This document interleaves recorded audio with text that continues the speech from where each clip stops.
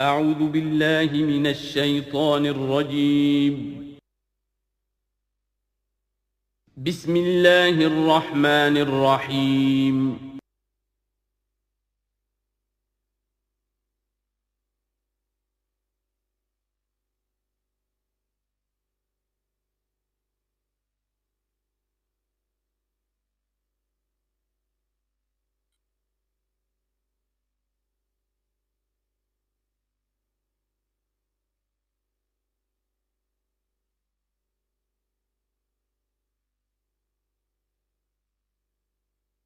والصلاة والسلام على عباده الذين اصطفى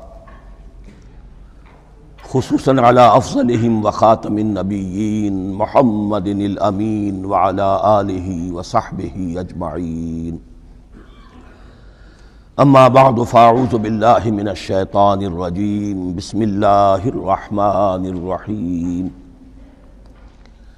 الحمد لله رب العالمين الرحمن الرحيم مالك يوم الدين إياك نعبد وإياك نستعين اهدنا الصراط المستقيم صراط الذين أنعمت عليهم غير المغضوب عليهم ولا الضالين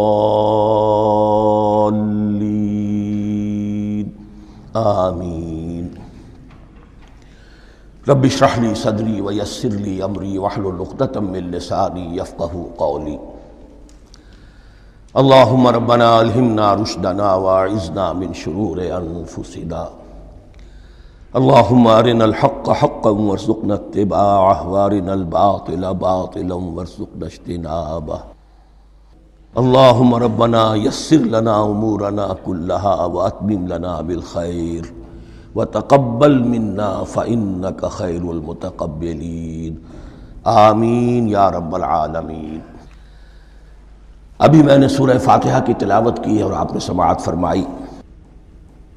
یہ سورہ مبارکہ مصحف کے اعتبار سے تو پہلی صورت ہے ہی، سب کو معلوم ہے، لیکن یہ بھی نوٹ کر لیجئے کہ یہ نزول کے اعتبار سے بھی سب سے پہلی مکمل صورت جو حضور پر نازل ہوئی وہ یہی ہے. اس سے قبل متفرق آیات نازل ہوئیں، 5 آیتیں سورہ علق کے آغاز میں، کچھ آیتیں سورہ قلم یا سورہ نون کے آغاز میں، کچھ آیتیں سورہ مزمل کی ابتدا کی، کچھ آیتیں سورہ مدثر کے آغاز کی. 5ویں وحی تقریباً اس پر اجماع ہے کہ یہ سورۃ الفاتحہ کی ہے اور یہ مکمل صورت ہے جو حضور پر نازل ہوئی. سورۃ الفاتحہ کے معنی ہوئے افتتاحی صورت. فتح یفتح کے معنی ہے کھولنا. مفتاح کنجی کو کہتے ہیں، چابی کو. تو یہ اوپننگ سورہ آف دی قرآن، قرآن حکیم کی افتتاحی صورت. ویسے جیسا کہ میں تعارف قرآن کے ضمن میں عرض کر چکا ہوں، عربوں کا یہ مزاج تھا کہ جس چیز سے انہیں خصوصی محبت ہوتی تھی اس کے بہت سے نام رکھتے تھے.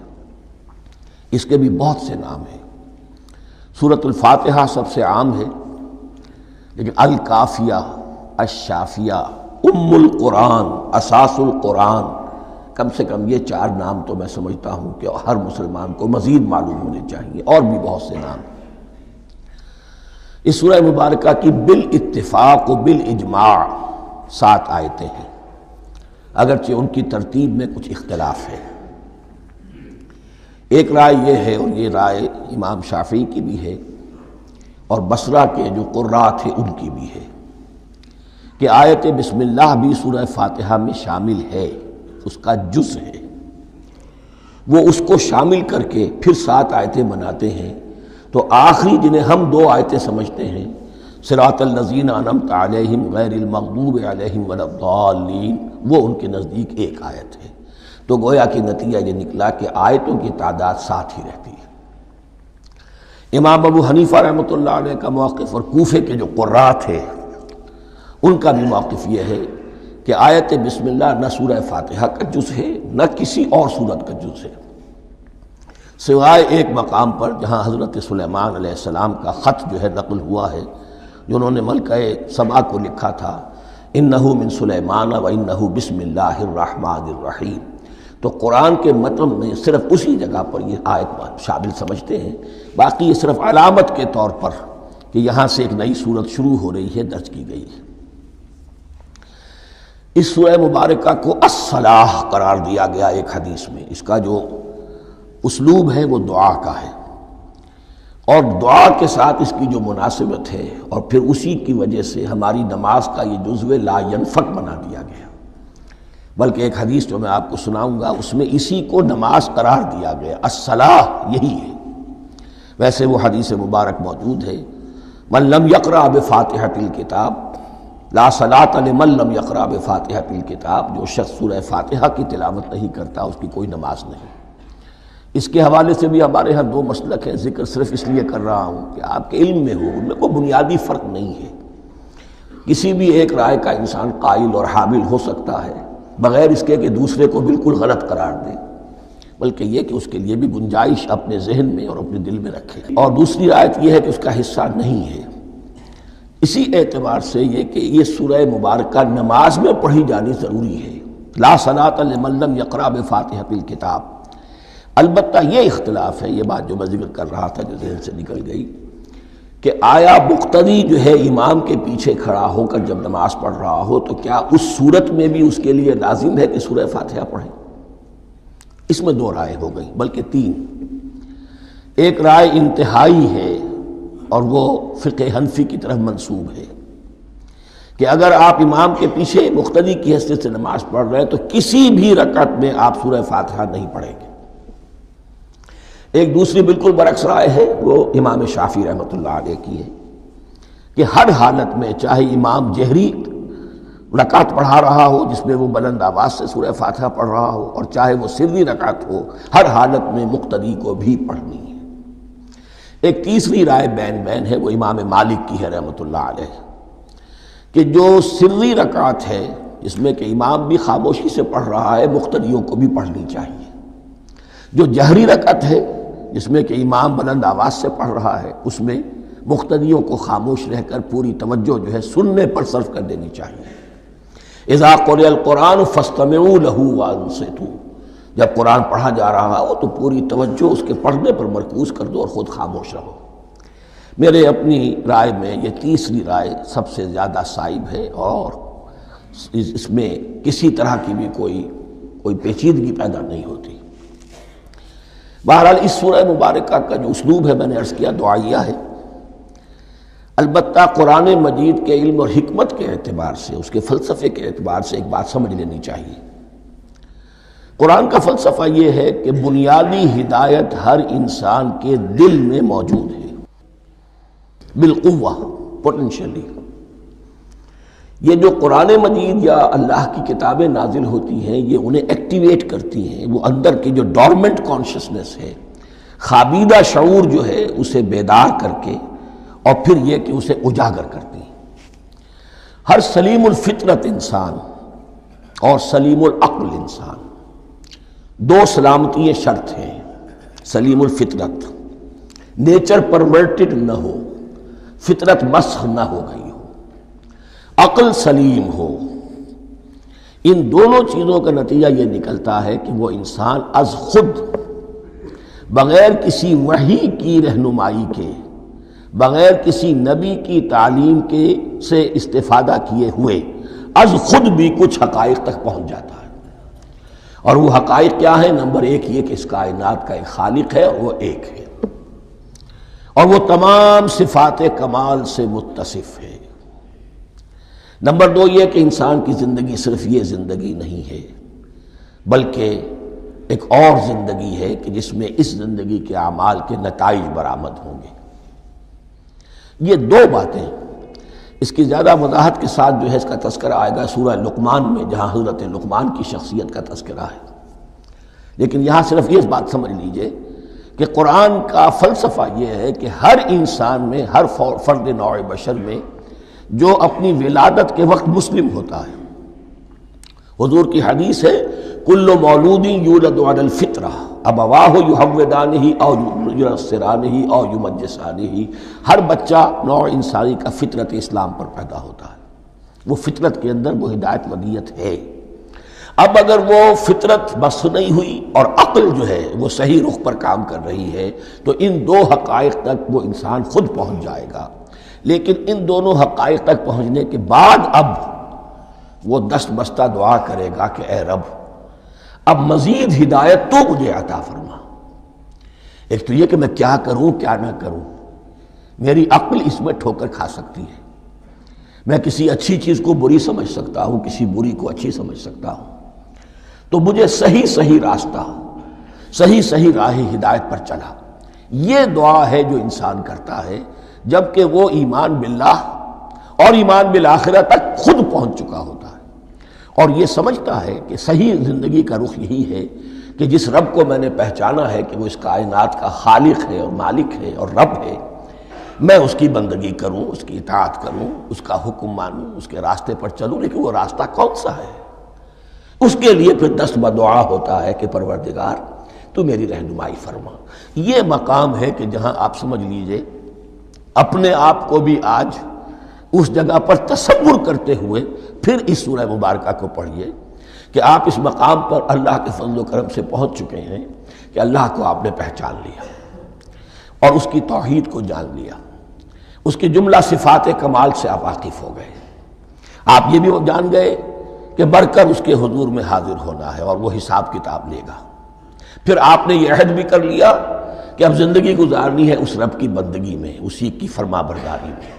اب یہاں کھڑے ہو کر آپ پوچھتے ہیں کہ اللہ مجھے وہ تفصیلی ہدایت عطا فرما، ایسا نہ ہو کہ کبھی میں کسی راستے پر چلتا ہوا کسی پگڈنڈی پر مڑ جاؤں اور وہ تھوڑی سی جو ڈیوییشن ہو میرے راستے کی وہ میری عاقبت کو برباد کر دے۔ یک لحظہ غافل گشتم و صد سال راہم دور شد، اس لیے کہ ہوتا یہی ہے سیدھے راستے سے ذرا سی کوئی پگڈنڈی جو ہے تھوڑے سے اینگل پر نکلی ہے، لیکن جب چلتے جائیں گے آپ تو جتنے آگے بڑھیں گے اس پر، اس راہ صراط مستقیم سے آپ اتنے ہی زیادہ دور ہوتے چلے جائیں گے۔ یہ ہے قرآن مجید کی حکمت اور فلسفے کے اعتبار سے اس سورہ مبارکہ کا مقام۔ اب آئیے ہم بسم اللہ کرتے ہیں۔ بسم اللہ الرحمن الرحیم، شروع کرتا ہوں میں اللہ کے نام سے جو رحمان اور رحیم ہے۔ اس پر کچھ گفتگو ہو چکی ہے تعارف قرآن کے ضمن میں کہ رحمان اور رحیم دو نام ہیں کہ جو رحمت کے مادے سے نکلتے ہیں۔ رحمان میں اللہ تعالیٰ کی رحمت کا جوش، ہیجانی کیفیت، طوفانی کیفیت، اور رحیم میں اللہ تعالیٰ کی رحمت کا دوام اور تسلسل۔ یہ دونوں کیفیات اللہ کی رحمت میں بیک وقت موجود ہیں، جس کا ہم تصور نہیں کر سکتے۔ ہم سمندر کو دیکھتے ہیں، متلاطم سمندر ہے، اس میں ہیجان ہے، طوفان ہے۔ دریا کو دیکھتے ہیں کہ وہ سکون کے ساتھ چل رہا ہے، خاموشی سے چل رہا ہے، بہہ رہا ہے، بس تسلسل کے ساتھ بہہ رہا ہے۔ ہم ان دونوں کیفیات کو علیحدہ علیحدہ دیکھتے ہیں تو ہمارا ذہن ان دونوں کو بیک وقت اس کا تصور نہیں کر سکتا، تخیل ممکن نہیں۔ لیکن اللہ کی رحمت کی یہ دونوں شانیں مستقلاً ہر وقت موجود ہیں بیک وقت، اسی لیے ان دونوں کے درمیان کہیں حرف عطف نہیں آئے گا۔ بسم اللہ الرحمن الرحیم، الحمد للہ رب العالمین۔ کل حمد، اور حمد کو ذہن میں رکھ لیجئے، حمد مساوی ہے تعریف جمع شکر۔ عام طور پر ترجموں میں ایک لفظ لایا جاتا ہے، کل تعریف اللہ کے لیے، یہ کافی نہیں ہے۔ تعریف آپ کسی شے کی کر سکتے ہیں جس میں کوئی حسن ہے، خوبی ہے، کسی بھی اعتبار سے، خواہ آپ کو اس کے حسن و خوبی سے کوئی فائدہ حاصل نہیں ہو رہا۔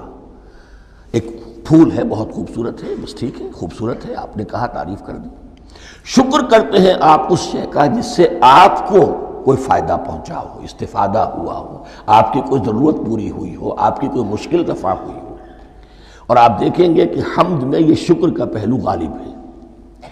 جتنی بھی دعائیں ہیں حضور سے منقول، شکر کے مقام پر وہاں حمد آتا ہے۔ بھوک لگی ہوئی تھی، کھانا کھایا، الحمدللہ الذی اطعمنی وسقانی۔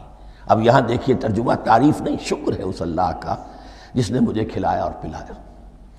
آپ بیت الخلاء سے باہر آئے، نجاستیں آپ سے دور ہو گئیں، طبیعت میں انشراح ہوا، الحمدللہ الذی اذھب عنی الاذی وعافانی۔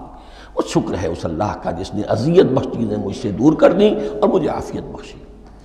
تو یہ الحمدللہ رب العالمین، اللہ تعالیٰ کا حسن و کمال اور حسن و جمال اپنی جگہ بھی اس انتہا کا ہے کہ جتنی تعریف اس کا حق ہے ہم کر ہی نہیں سکتے، لیکن اس کے احسانات اور انعامات ہم پر اتنے ہیں کہ ہم ان کو بھی گن نہیں سکتے، لہذا ایک ہی احصاء ہم نے کر دیا الف لام کے ساتھ، الحمدللہ رب العالمین، تمام تعریفیں اور کل شکر اللہ کے لیے ہیں کہ جو تمام جہانوں کا پروردگار ہے، رب ہے، مالک ہے۔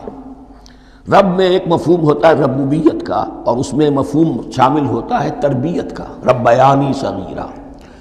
تو مالک ہونا اور تربیت دینا، آپ جس شے کے مالک ہوں گے آپ چاہیں گے اس میں بڑھوتری ہو، اس میں اضافہ ہو، وہ نشو و نما پائے، تو یہ دونوں چیزیں آپس میں ایک دوسرے کا جڑی ہوئی ہیں، پروردگار بھی اور مالک بھی۔ عام طور پر عربی میں رب کا لفظ مالک کے لیے آتا ہے، رب البیت، رب الدار، رب المال، تو مالک وہاں پر ظاہر بات ہے کہ اس سے مراد کیا ہے، مال والا، گھر والا، گھر کا مالک۔ تو کل شکر اور کل تعریف اس اللہ کے لیے ہے جو تمام جہانوں کا مالک بھی ہے اور پروردگار بھی ہے۔ الرحمن الرحیم، رحمان ہے اور رحیم ہے، اب دوبارہ اس کی میں وضاحت نہیں کروں گا۔ مالک یوم الدین، یوم دین کا مختار مطلق ہے۔ دین عربی زبان میں کہتے ہیں بدلے کو، دناہم کما دانو، کما تدینو تو دانو، یہ کہاوت ہے، جیسے اردو میں ہم کہتے ہیں جیسا کرو گے ویسا بھرو گے، کما تدینو تو دانو، تو یہ ہے بدلہ، اس کا بنیادی مفہوم جو ہے وہ بدلہ ہے۔ تو بدلے کا ایک دن ہے جس دن فیصلہ ہوگا کہ کون کیا کما کر لایا ہے اور اسے کیا بدلہ ملنا چاہیے۔ آیا اس کا برائیوں کا پلڑا بھاری ہے کہ اسے سزا ملنی چاہیے، یا اس کی حسنات اور نیکیوں کا پلڑا بھاری ہے کہ اسے جزا ملنی چاہیے، اس کا انعام اور اکرام کے ساتھ معاملہ کیا جانا چاہیے، وہ ایک دن ہے، اسے ہم یوم القیامہ کہتے ہیں۔ اور لیکن اصل بات جو یہاں کہی گئی، یعنی ایک جملے میں تین باتوں کا اعتراف ہو رہا ہے۔ بعث بعد الموت، ایک دن آئے گا کہ ہم مرنے کے بعد تمام انسان اٹھا لیے جائیں گے، پھر حساب و کتاب، پھر اللہ کے ہاں حاضری ہوگی اور حساب کتاب ہوگا۔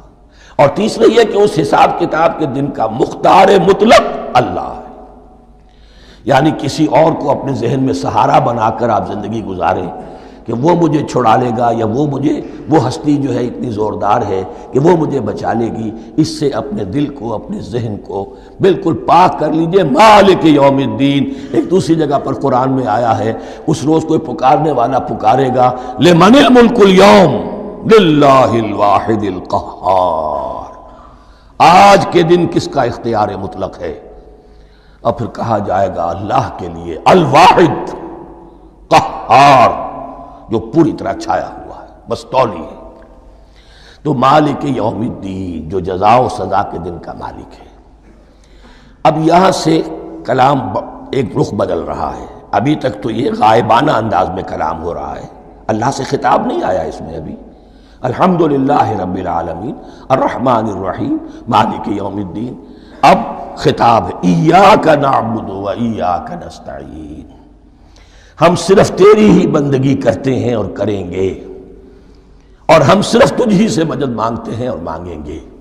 یہ ترجمہ میں کیوں کر رہا ہوں کہ یہ فعل مضارع ہے، عربی زبان میں فعل مضارع حال اور مستقبل دونوں کو کور کرتا ہے۔ ایاک کا جو ہے مفعول فاعلی جو ہے، مفعول جو ہے اس میں ضمیر مفعولی، اسے پہلے لا کر حشر کا مضمون پیدا ہو گیا۔ ہم تیری بندگی کرتے ہیں نہیں، ہم تیری ہی بندگی کرتے ہیں اور کریں گے۔ حال میں ترجمہ کیجئے تو یہ اظہار حال ہے، اور مستقبل میں ترجمہ کیجئے تو یہ ایک عہد ہے، قول و قرار ہے، بہت بڑا معاہدہ ہے۔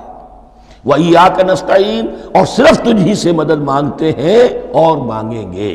اس میں بھی حال کا ترجمہ اظہار حال، اللہ کرے کہ واقعی ہمارا حال وہی ہو، جب ہم یہ الفاظ کہتے ہیں تو واقعتاً ہم اس پر پورے اتر رہے ہوں کہ اسی کی بندگی کر رہے ہوں اور اسی سے ساری استعانت اور استمداد کر رہے ہیں۔ جہاں تک مستقبل کا تعلق ہے وہ پھر ایک عہد ہے، اہدنا الصراط المستقیم، یہ مقام وہ آ گیا کہ یہاں تک تو اے پروردگار ہم پہنچ گئے، تیرے فضل سے، تیرے کرم سے، فطرت سلیمہ بھی تیری عطا کردہ تھی، عقل سلیم بھی تیری ودیت کردہ تھی، ان دونوں کی روشنی سے ہم یہاں تک تو پہنچ گئے۔ اب ہماری جو ضرورت ہے، احتیاج ہے، وہ کیا ہے اہدنا الصراط المستقیم، ہدایت بخش ہمیں سیدھے راستے کی۔ یہاں دو باتیں سمجھ لیجئے، انفرادی سطح پر انسان کے لیے نہ معلوم کتنے مرحلے آتے ہیں ہر روز کہ جس میں وہ ایک چھٹک کر کھڑا ہو جاتا ہے، یہ کروں یا یہ کروں، دو آلٹرنیٹو سامنے آ رہے ہیں، فیصلہ کرنا مشکل ہو رہا ہے، قدم قدم پر ہدایت کی ضرورت ہے۔ اور اجتماعی طور پر نوع انسانی تین بڑے بڑے تمدنی مسائل میں واقعہ یہ ہے کہ تسلیم کر لیا جانا چاہیے کہ عقل انسانی اس کو راستہ نہیں دکھا سکتی۔ عام معاشرتی سطح پر مرد اور عورت کے درمیان حقوق اور اختیارات کا کیا توازن ہو، ناممکن ہے، انسان طے نہیں کر سکتا۔ انسان یا مرد ہے یا عورت ہے، عورت سوچے گی اپنے لحاظ، اپنے جذبات کا، اپنے خیالات کا لحاظ رکھے گی، مرد کے جذبات و احساسات کا اس کا کوئی تصور ہی ممکن نہیں۔ مرد سوچے گا اسے اپنے احساسات معلوم ہے، لیکن یہ کہ عورت کے احساسات سے وہ نابلد ہے، ان کو محسوس کر ہی نہیں سکتا، لا محالہ وہ اپنے بارے میں وہ جو بھی نظام بنائے گا اس میں وہ اپنی بالادستی رکھے گا۔ وہ تو ایک ہی ہستی ہو سکتی ہے کہ جو دونوں کی خالق ہے، مرد کی بھی عورت کی بھی، اور اس کو دونوں سے محبت ہے، دونوں کا خیر خواہ ہے، دونوں کا رب ہے، دونوں کو پروان چڑھانا چاہتا ہے۔ اسی طرح فرد اور معاشرہ یا ریاست، حکومت اور ریاست ہمیشہ یہ چاہتی ہے کہ سارے اختیارات ہمارے ہاتھ میں آ جائیں، ٹوٹلیٹیرین سوسائٹی ہو، بس ہم حکم دیں اور لوگ اس پر چلیں۔ افراد یہ چاہتے نہیں، ہمیں آزادی ہونی چاہیے۔ اب آپ دیکھیے کہ دنیا میں کتنے جھگڑے چلتے ہیں اسی پر، فریڈم فریڈم فریڈم۔ وہ فریڈم واقعتاً اپنی جگہ پر ایک شے ہے، افراد کی آزادی ہونی چاہیے، لیکن افراد کی آزادی اتنی نہ ہو جائے کہ وہ مادر پدر آزاد ہو جائے، کوئی قانون، کوئی قاعدہ، کوئی اخلاقی کوئی حدود اور قیود جو ہے ان کا پابند نہ رہے۔ تو اب کہاں ہے وہ نقطہ اعتدال کہ جس میں انسان کی انفرادی آزادی، انفرادی اختیار اور ادھر اجتماعی مصلحتیں جو ہیں ان کو بیلنس کیا جا سکے؟ انسان طے نہیں کر سکتا، صرف اللہ ہی اس کے لیے نظام دے سکتا ہے۔ تیسرا مسئلہ ہے سرمایہ اور محنت، اس میں کیا توازن ہو؟ سرمایہ اور محنت دونوں مل کر کچھ بنا رہے ہیں، کچھ پروڈیوس کر رہے ہیں۔ اب اس میں نفع جو ہوا ہے اس میں سرمایہ کا کتنا حصہ ہونا چاہیے اور لیبر کا کتنا ہونا چاہیے، کون طے کر سکتا؟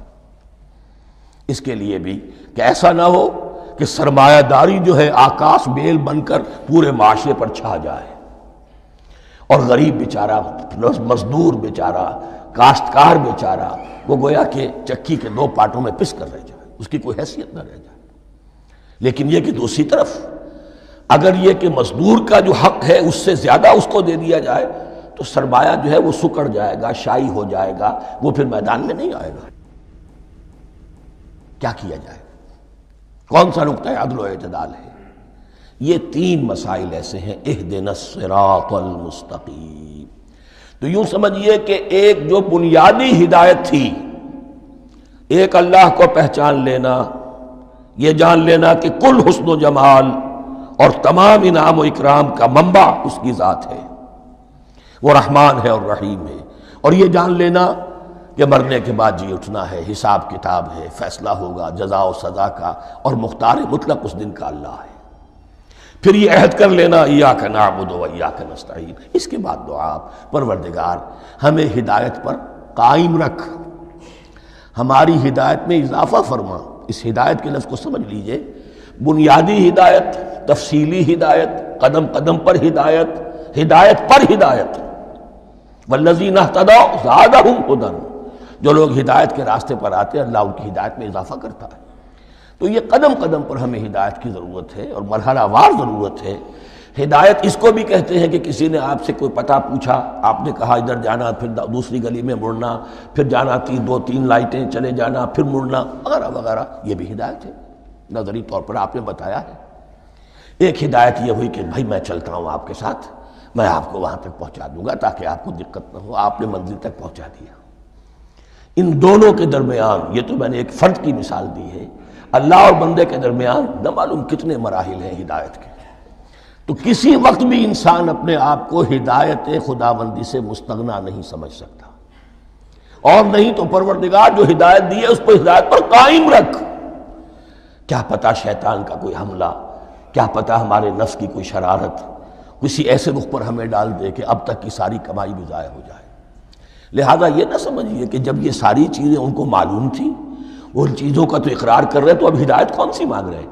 تو ہدایت کا تو بڑا میدان کھلا ہوا ہے، اور اس ہدایت کی وہ جو میں نے آخری شکل آپ کو بتائی ہے کہ منزل مقصود تک پہنچا دے، یہ ہدایت بھی قرآن مجید میں اس معنی میں بھی لفظ آیا ہے کہ اہل جنت جب جنت میں داخل ہوں گے تو جو ترانہ حمد ان کی زبان پر اس وقت ہوگا وہ کیا ہے؟ الحمدللہ الذی ہدانا لہذا وما کننا لنہتدی لولا ان ہدانا اللہ۔ کل شکر اس اللہ کا جس نے ہمیں یہاں تک پہنچا دیا، ہدایت دی یہاں تک پہنچا دیا، اور ہم ہرگز نہ پہنچ پاتے، ہم ہرگز ہدایت یافتہ نہ ہو سکتے اگر اللہ ہی ہمیں ہدایت نہ دیتا۔ اہدنا الصراط المستقیم، سیدھا راستہ، صراط الذین انعمت علیہم، اب اس کی مزید وضاحت ہے، راستہ اس کا ان لوگوں کا جن پر تیرا انعام ہوا۔ یہ کون لوگ ہیں؟ اس کی وضاحت آپ کو ملے گی سورہ نساء میں، من یطع اللہ والرسول فاولئک مع الذین انعم اللہ علیہم من النبیین والصدیقین والشہداء والصالحین۔ چار طبقات ہیں منعم علیہم جن پر اللہ کا انعام ہوا ہے۔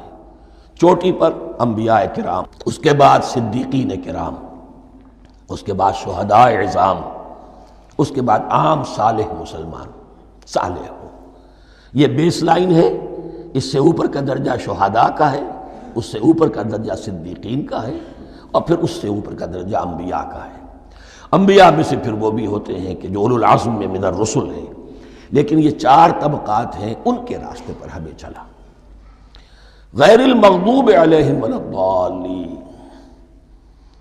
جو مغضوب علیہم نہیں ہوئے، جن پر تیرا غضب نہیں ہوا، اور غضب ہوتا ہے ان پر کہ جو ہدایت کے واضح ہونے کے بعد ہدایت کو ترک کر دیں، وہ ہے مغضوب علیہم۔ جنہیں ہدایت مل گئی ہو، ہدایت کو پہچان لیا ہو، پھر اپنی شرارت نفس کی وجہ سے، اپنی نفسانیت کی وجہ سے، اپنے تکبر کی وجہ سے، اپنے حسد کی وجہ سے وہ اس حق کو رد کر دیں، اس کو ترک کر دیں، ان پر اللہ کا غضب آتا ہے۔ اور اس میں اس کی بہت بڑی مثال تاریخ کے اعتبار سے یہودی ہیں۔ اللہ نے انہیں ہدایت دی، کتابیں عطا کی، تورات، انجیل، زبور، سینکڑوں نبی ان میں مبعوث کیے، 1400 برس تک نبوت کا تار ٹوٹا ہی نہیں، مسلسل۔ ابتدا میں بھی 2 نبی، موسیٰ اور ہارون، اور اختتام پر بھی 2 نبی، عیسیٰ اور یحییٰ علیہ السلام، اور ان کے مابین کوئی لمحہ نہیں آیا ہے تاریخ بنی اسرائیل میں جبکہ کوئی نہ کوئی نبی موجود نہ ہو۔ لیکن انہوں نے اپنی شرارت نفس کی وجہ سے ہدایت تورات سے بھی منہ موڑا، اور پھر سب سے بڑی بات یہ کہ ہدایت محمدی سے، ہدایت قرآنی سے بھی صلی اللہ علیہ وسلم منہ موڑا، وہ ہے مغضوب علیہم ولا الضالین، اور نہ ہی گمراہ ہوئے۔ یہ لفظ جو آتا ہے عربی زبان میں گمراہ کا بھی ہے اور تلاش حق میں بھٹکنے والے کا بھی ہے۔ ایک وہ شخص ہے جس پر حق ابھی واضح نہیں ہوا، وہ تلاش میں ہے، اس کے لیے بھی ضال کا لفظ آئے گا۔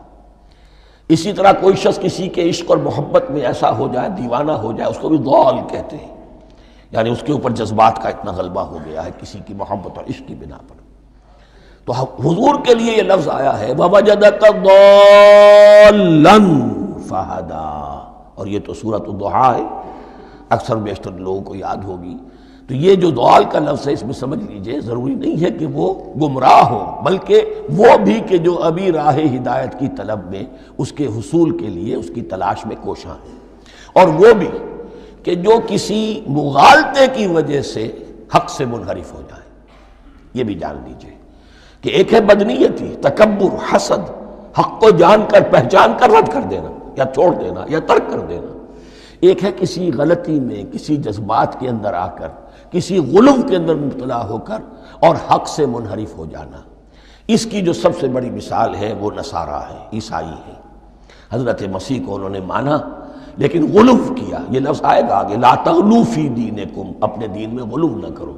جیسے ہمارے ہاں بھی بعض لوگ ہیں جو حضور صلی اللہ علیہ وسلم کی تعریف میں، حضور صلی اللہ علیہ وسلم کے ساتھ اپنی محبت کے اظہار میں غلو کر جاتے ہیں، یہ انتہا درجے کو ہو گیا تھا حضرت مسیح علیہ السلام کے ماننے والوں میں، اور اس کی بنا پر انہوں نے تثلیث کا عقیدہ ایجاد کر لیا اور حضرت مسیح علیہ السلام کو اللہ کا بیٹا بنا دیا۔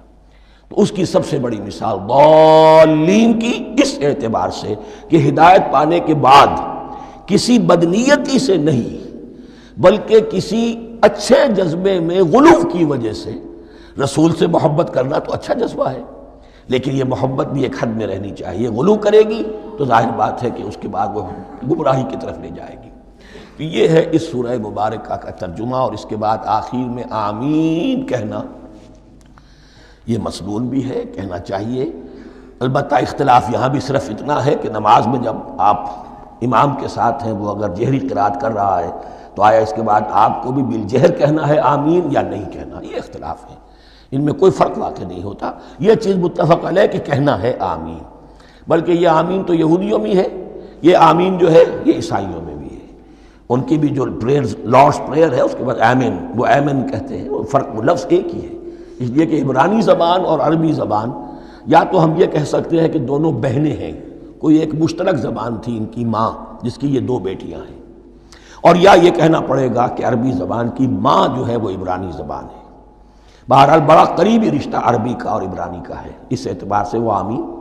اب آپ کو معلوم ہے ہم السلام علیکم وہ کہتے ہیں، وہ سلام کہتے ہیں، فرق کیا ہے؟ وہ تو تلفظ کا فرق ہے۔ اسی طریقے سے اور بہت سے الفاظ ہیں، میں بعد میں بتا۔ اب میں اس سورہ مبارکہ کے بارے میں خاص حدیث آپ کو سنانا چاہتا ہوں، اور اسی سے در حقیقت جو امام ابو حنیفہ کا موقف ہے رحمۃ اللہ علیہ، اس کی حقانیت مزید مبرہن ہو جائے گی۔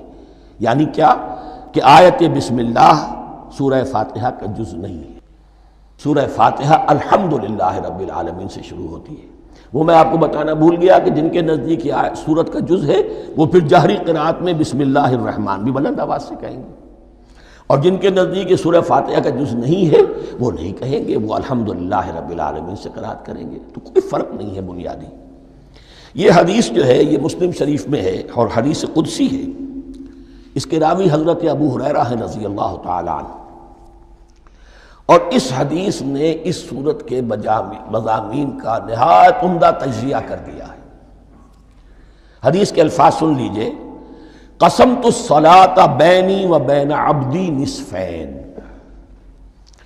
اللہ تعالیٰ فرما رہے ہیں، حدیث قدسی ہے، میں نے نماز کو، صلاۃ کو اپنے اور اپنے بندے کے درمیان آدھا آدھا تقسیم کر لیا۔ فَنِصْفُهَا لِي وَنِصْفُهَا لِعَبْدِي، اس کا نصف جو ہے وہ میرے لیے ہے اور نصف جو ہے وہ میرے بندے کے لیے ہے۔ وَلِعَبْدِي مَا سَأَلَ، اور جو میرے بندے نے مانگا میں اسے دوں گا، میرا وعدہ ہے یا میں نے اسے دیا۔ اس کے بعد اس کی تفصیل آتی ہے، اذا قال العبد، جب بندہ کہتا ہے الحمدللہ رب العالمین، قال اللہ حمدنی عبدی، جب بندہ کہتا ہے الحمدللہ رب العالمین، اللہ فرماتا ہے میرے بندے نے میری حمد کی۔ وَإِذَا قَالَ الرحمن الرحیم، قال اللہ اثنى علی عبدی، جب بندہ کہتا ہے الرحمن الرحیم، اللہ فرماتا ہے میرے بندے نے میری ثنا کی۔ وَإِذَا قَالَ مَالِكَ يَوْمِ الدِّينِ، قال اللہ تعالی مجدنی عبدی، میرے بندے نے میری تمجید بیان کی، میری بزرگی بیان کی۔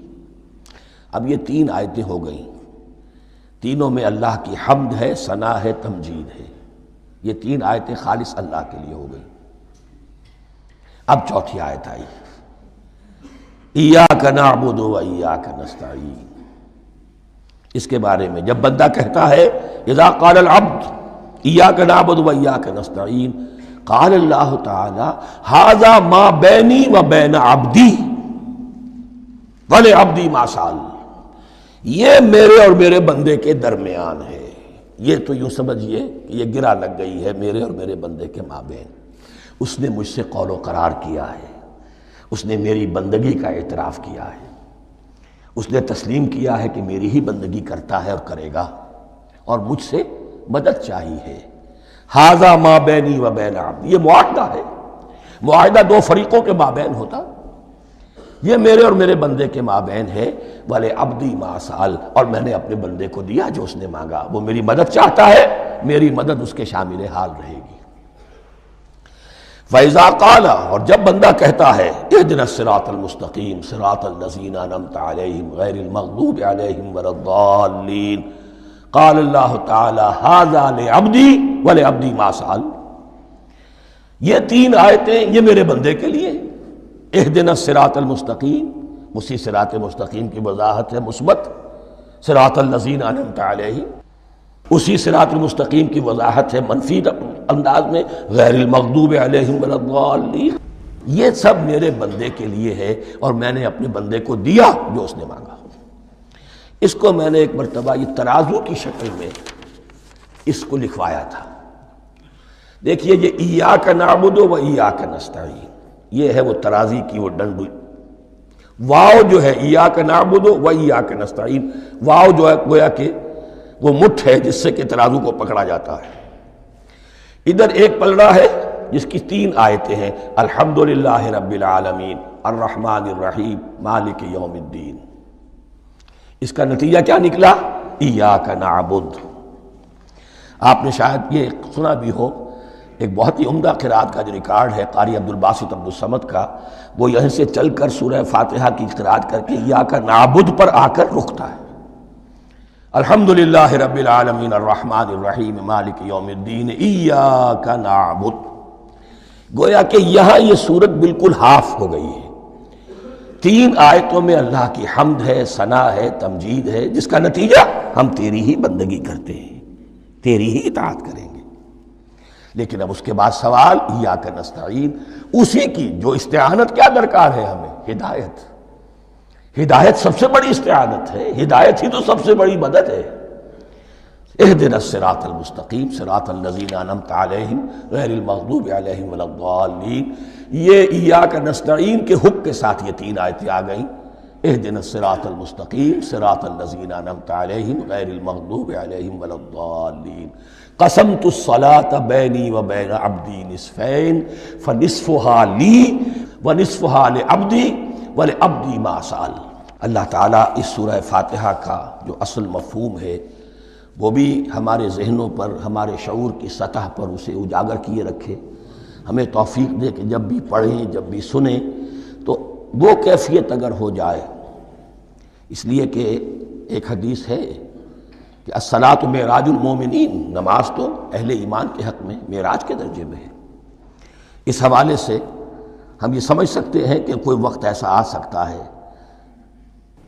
کہ انسان کو واقعتاً، روح انسانی واقعتاً اللہ کے یہ جواب سنے، انہونی بات نہیں ہے یہ، ہوتا ہے خطاب آخر، اٹھتا ہے حجاب آخر، کرتے ہیں خطاب آخر، یہ تو ہوتا ہے۔ مخاطبہ الہی، یہ تو میں نے عرض کیا کہ ثابت ہے، مخاطبہ، محادث اور تحدیث اللہ بندوں سے کلام کرتا ہے۔ اب آئیے بسم اللہ الرحمن الرحیم، اب یہ سورہ بقرہ شروع ہو رہی ہے۔ سورۃ البقرہ جو 286 آیات پر مشتمل ہے، تقریباً 2.5 پاروں پر پھیلی ہوئی ہے۔ ہر شخص جانتا ہے کہ یہ قرآن حکیم کی حجم کے اعتبار سے سب سے بڑی سورت ہے، لیکن یہ معاملہ صرف حجم کا نہیں ہے، نبی اکرم صلی اللہ علیہ وسلم نے اسے سنام القرآن قرار دیا ہے۔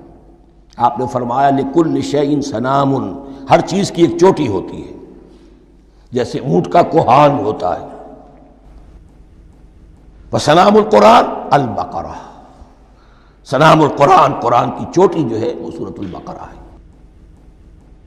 یہ نوٹ کر لیجئے جو میں نے کل آپ کو جو مختلف مکی اور مدنی صورتوں کے گروپوں کے بارے میں بتایا تھا کہ یہاں سے اب پہلی منزل بھی شروع ہو رہی ہے اور پہلا گروپ بھی شروع ہو رہا ہے، اور اس کے ساتھ جو اگلی صورت آئے گی وہ اس کا جوڑا ہے، سورہ آل عمران، جس کی سب سے نمایاں علامت یہ نوٹ کیجئے، یہ بھی الف لام میم سے شروع ہوئی، اگلی بھی الف لام میم سے شروع ہوگی۔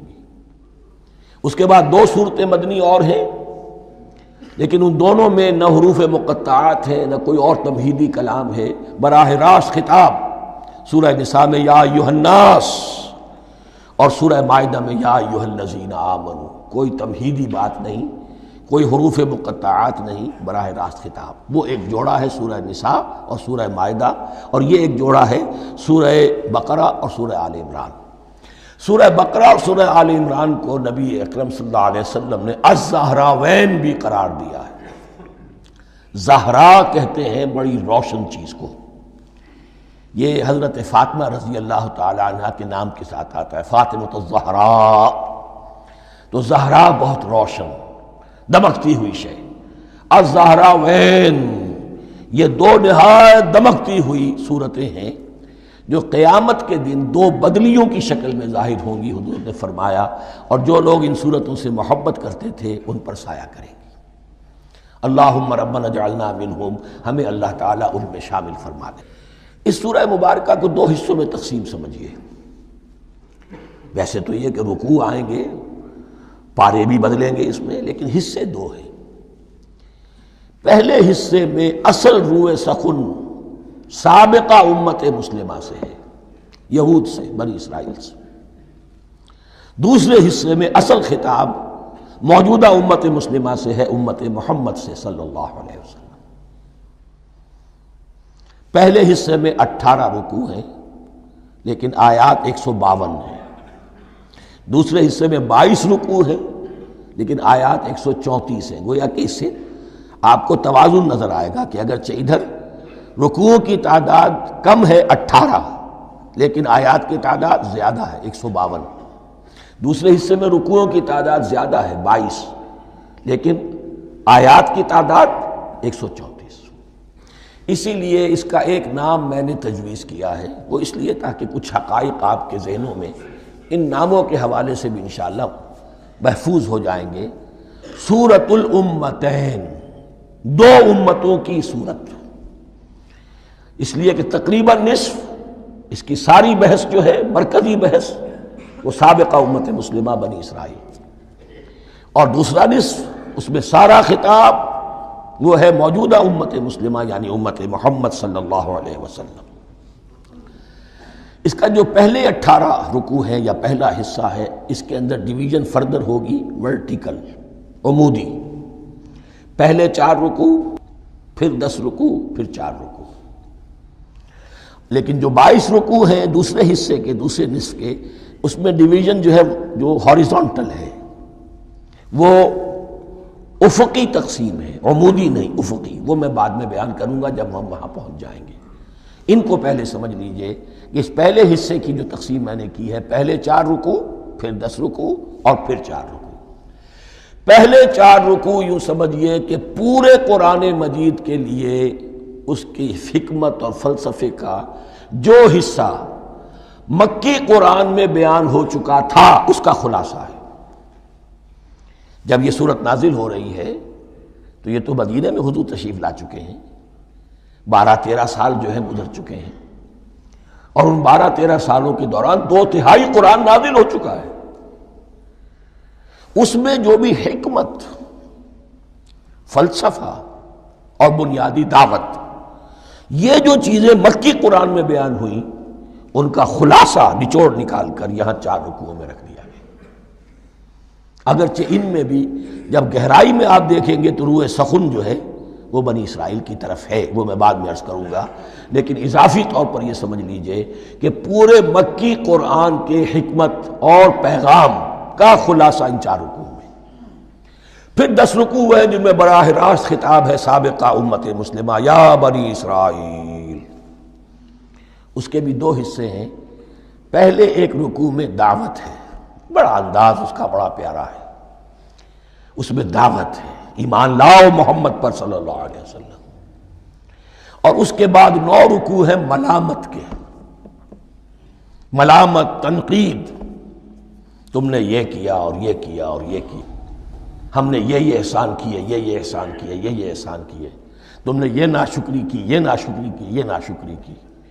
اور اس سب کا نتیجہ آخری 4 رکوعوں میں ہے کہ اب تمہیں اس منصب سے معزول کیا جا رہا ہے جس پر تم 2000 برس تک فائز رہے ہو، اور تمہیں ہٹا کر اب ایک نئی امت محمد کی شکل میں جو وجود میں آ چکی ہے صلی اللہ علیہ وسلم، اسے اس پر فائز کیا جا رہا ہے۔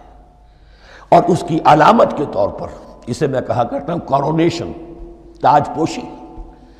ایک امت معزول، دوسری امت اس کا نسب ہو رہا ہے، اس کی تاج پوشی کے لیے سمبل، علامت کیا ہے؟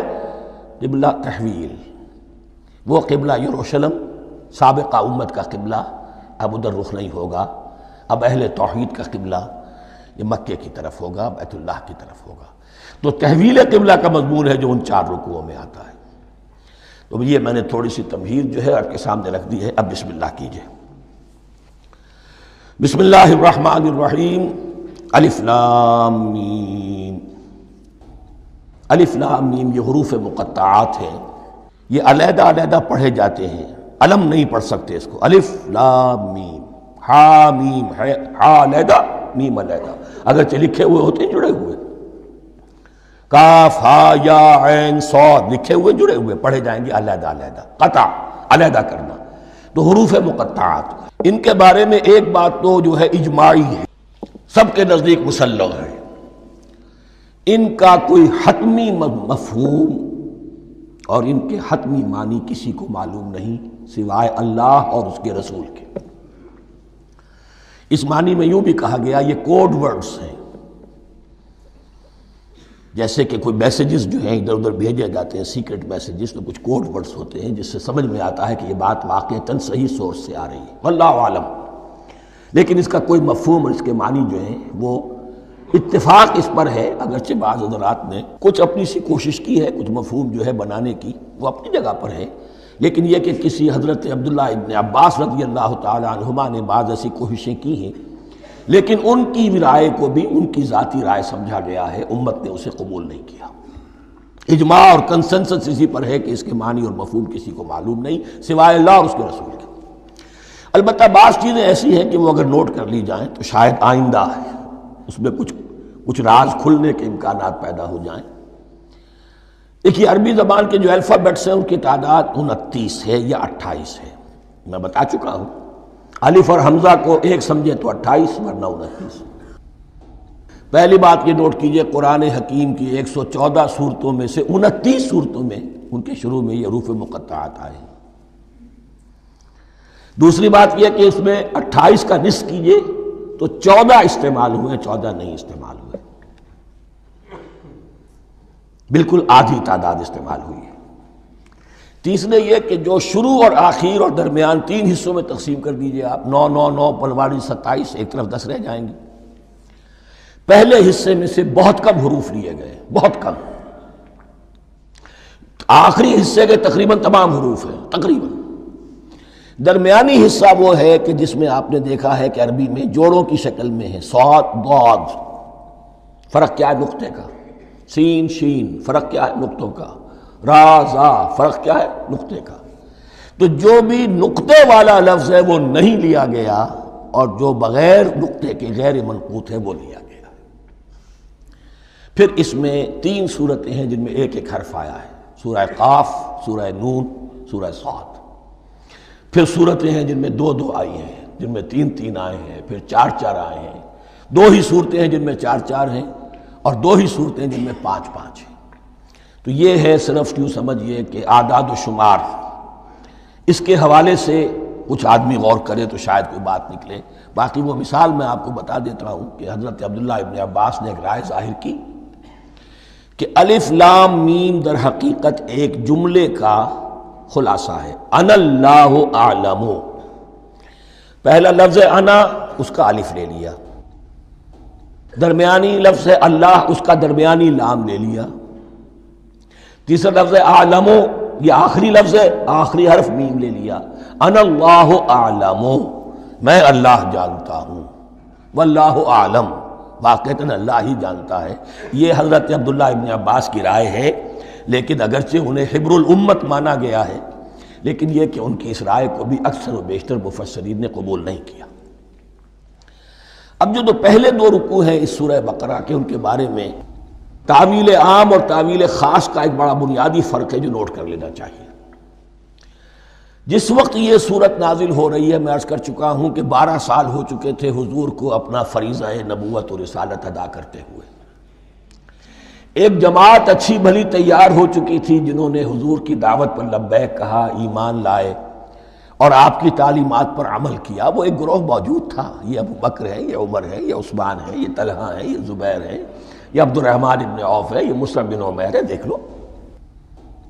اور ایک گروہ وہ تھا کہ جو حق کو جان کر پہچان کر محض اپنی ضد اور ہٹ درمی کی باعث وہ کفر پر اڑ گیا تھا۔ اور اب ایک تیسرا گروہ پیدا ہو رہا تھا مدینے میں آ کر، وہ ابھی ایمبریونک سٹیج میں ہے، کہ جو داعی ہے، مدعی ہے کہ ہم مانتے ہیں لیکن حقیقت میں نہیں مانتے۔ یہ تین قسم کے گروہ دنیا میں ہمیشہ پائے جائیں گے، ہمیشہ۔ اب میں اس کو لا رہا ہوں تعویل عام کی طرف۔ جب بھی کبھی کوئی دعوت اٹھے گی انقلابی، ایک ہوتا ہے واعظ و نصیحت، ٹھیک ہے، جس نے بھی فائدہ اٹھایا اٹھا لیا۔ ایک ہوتی ہے دعوت انقلابی، وہ انقلابی دعوت کا ہدف ہوتا ہے نظام کو بدلنا۔ نظام بدلتا ہے تو ظاہر بات ہے کہ جو لوگ اس نظام میں جن کے ویسٹڈ انٹرسٹ ہیں اور جن کو پریولیجز حاصل ہیں، جن کے مفادات ہیں، وہ تو لازماً اپنے نظام کا تحفظ کریں گے۔ ٹکراؤ ہوگا، تصادم ہوگا، تصادم میں جانی نقصان بھی ہوگا، مالی نقصان بھی ہوگا۔ یہ گویا کہ کسی انقلابی دعوت کے لوازم ہیں۔ اگر یہ شاید نہ ہو تو ان دعوت انقلابی ہے ہی نہیں۔ اس اعتبار سے ہر انقلابی دعوت کے جواب میں تین طبقے پیدا ہو جاتے ہیں۔ ایک وہ کہ جو اس دعوت کو قبول کرتے ہیں دیانت کے ساتھ، خلوص کے ساتھ، اخلاص کے ساتھ، اور پھر پوری جواں مردی کا ثبوت دیتے ہیں، ہر بعد آباد، اب جو آئے سو آئے، جان دینی پڑے حاضر ہیں، مال دینا پڑے حاضر ہیں، کوئی تکلیف آئے، کوئی مشقت آئے، کوئی مصیبت آئے، کوئی قربانی کرے، حاضر۔ جب پکارا گیا واپس نہیں پھیرا کوئی فرمان جنوں کا، اور تنہا نہیں لوٹی کبھی آواز جرس کی۔ خیریت جاں راحت تن صحت داماں، سب بھول گئیں مصلحتیں اہل ہوس کی۔ ایک وہ لوگ ہوتے ہیں، ایک وہ لوگ ہوتے ہیں کہ جو اڑ جاتے ہیں ضد پر، ہٹ درمی پر، ماننے کے باوجود، جاننے کے باوجود کہ بات تو ٹھیک ہے جو کہہ رہے ہیں، کیسے مان لیں؟ ہماری سیادت، ہماری چودراہٹ، ہمارے مفادات، ہمارے یہ ساری چیزیں ان سب کے اوپر زد پڑ رہی ہے۔ یہ لوگ اڑ جاتے ہیں اور پھر کوئی دعوت، کوئی نصیحت، کوئی مزید افہام و تفہیم ان کے حق میں مفید نہیں ہوتی۔ اس لیے کہ صحیح بات ہے جو کہتے ہیں کہ سوتے کو تو جگایا جا سکتا ہے، جاگتے کو کیسے جگائیں؟ کوئی سویا ہوا ہے تو آپ اسے جگا دیں گے، جو جاگا ہوا ہے لیکن وہ بنا ہوا ہے، وہ اٹھنے کو تیار ہی نہیں ہے، تو آپ کیسے اٹھا دیں گے اس کو؟ تو جو لوگ جان بوجھ کر حق کو پہچان کر رد کر دیتے ہیں، پھر ان کے حق میں کوئی دعوت، کوئی نصیحت، کوئی تبلیغ، کوئی انذار، کوئی تبشیر مفید نہیں ہوتی۔ تیسرا درجہ ایسے لوگوں کا ہوتا ہے جو یا تو شروع میں آتے ہی شرارت کے ارادے سے ہیں، کوئی مصلحت ہے جس کی وجہ سے اس دعوت کو قبول کر لیا، کوئی ذاتی منفعت ہے جس کے لیے قبول کر لیا، یا یہ کہ شروع میں تو اخلاص کے ساتھ آتے ہیں لیکن جب قربانی دینے کا وقت آتا ہے تو ان کے اندر سیرت و کردار کی وہ مضبوطی نہیں ہوتی کہ ہر بعد آباد، یہ نہیں ہوتی، وہ پھر ڈگمگاتے رہتے ہیں، کبھی کچھ چلے پھر کہیں ٹھٹک کر رہ گئے، پھر کہیں کچھ چلے پھر ٹھٹک کر رہ گئے۔ یہ تیسرا طبقہ ہے کہ جو کہتا ہے، دعوی مدعی ہے کہ ہم نے مانا ہے، قبول کیا ہے، بات ٹھیک ہے، کچھ تھوڑا بہت چلتے بھی ہیں، لیکن جہاں مشکل آئی ٹھٹک کر کھڑے ہو گئے، اوندھے منہ گر پڑے۔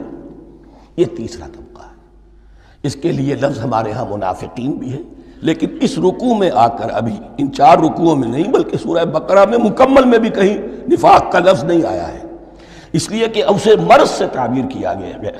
یہ مرض ہے ایک، اور اس مرض کے ذریعے سے لوگوں کے اندر جو ہے وہ ایک نفاق کا بیج پڑ رہا ہے، جو ظاہر ہوگا تو منافقت پوری کی پوری کھل کر سامنے آ جائے گی۔